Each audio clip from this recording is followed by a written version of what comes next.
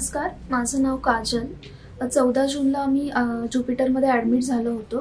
माझ्या मुलाला गुरुवारपासून वॉमिटिंग्स आणि लूज मोशन्सचा प्रॉब्लेम येत होता. तर मग आम्ही इमिजिएटली फ्रायडेला त्याला ॲडमिट केलं. आफ्टर दॅट ICUमध्ये आल्यानंतर समजलं की तो सेप्टिक शॉकमध्ये, कारण त्याचं फीवर 105 होतं. त्यानंतर doctor Sonawane sir, doctor D'Souza ma'am आणि आणखी बरेच डॉक्टर इन्क्लूड होते, डॉक्टर माने मॅम नेफ्रोलॉजिस्ट आहेत.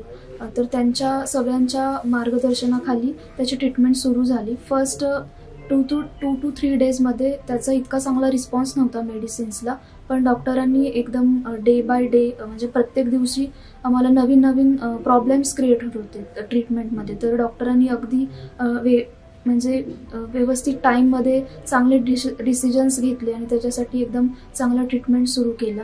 बट आफ्टर काही डेज नंतर त्याचं क्रिएट वाढत चाललेलं. तर त्याच्या किडनीजच्या हेल्थमुळे पण मग आणखी त्यांना एक डिसिजन घ्यावं लागलं. तर तो एक डिसिजन डॉक्टर माने यांनी घेतला. तर तो अगदीच चांगला डिसिजन होता की त्याच्यामुळे त्याची लाईफ सेव्ह झाली ह्या पूर्ण डॉक्टरांच्या टीममुळे. तर ज्युपिटरच्या स्टाफने पण खूप हेल्प केली. पूर्ण नर्सिंग स्टाफने आम्हाला खूप चांगली सपोर्ट केला. पूर्ण ज्युपिटरचा स्टाफ, सिक्युरिटी गार्ड्स सगळे खूप सपोर्टिव्ह आहेत. त्यांच्या सपोर्टमुळे आज माझ्या बाळाचे त्याची लाईफ सेव्ह झाली आणि तो आता आम्ही एकदम चांगलं रिकवर होऊन घरी जातोय. I just wanted to say thanks to all the staff, including management, security, and nursing staff, and all the doctors. I especially wanted to thanks to Sonali sir. We are getting his treatment from the beginning, since his birth, you can say. And he's innovative and out of box thinking about his treatment is really help us.